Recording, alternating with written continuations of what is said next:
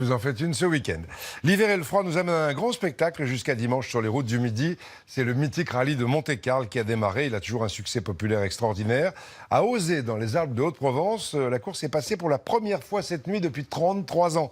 Avec des passionnés heureux, Sylvain Milenvoix, Hélène Massiot et Karine Bétain.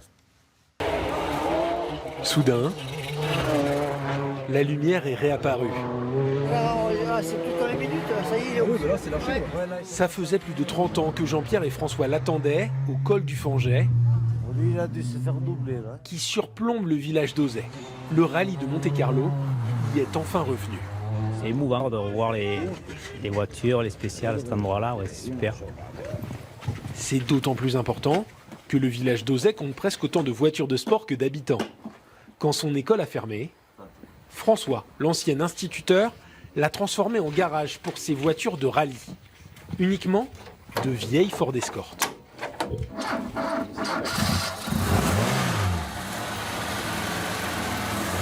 Des voitures faciles à entretenir, sans électronique, sans tout un tas de trucs très, très modernes. Voilà, ben là c'est la caverne d'Henry Ford, pas d'Ali Baba.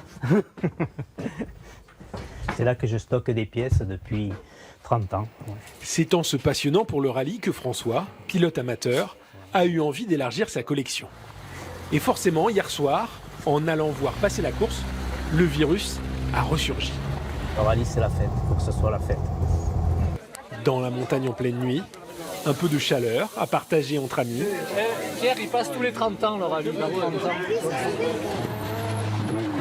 Et sur les routes glacées, des dizaines de champions à voir glisser. François n'a rien manqué. Jusqu'à 1h du matin, quand il a fallu rentrer, à Auzay, le gel comme le rallye avait fait leur effet. C'est ça le rallye de Monte-Carlo. Aujourd'hui, 6 épreuves spéciales autour de Gap. Le Français Sébastien Ogier sur Volkswagen vient de reprendre la tête à l'Anglais Mick sur Citroën. Et si vous aimez la glisse, il y a le trophée Andros aussi ce week-end à Lens-en-Vercors.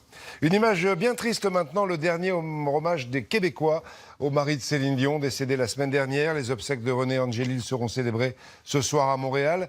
Mais des centaines de personnes accueillies par Céline Dion elle-même devant le cercueil ouvert de son époux cette nuit dans la basilique Notre-Dame, où il s'était marié il y a 21 ans. Céline Dion qui a perdu également, vous le savez, son frère Daniel quelques jours après son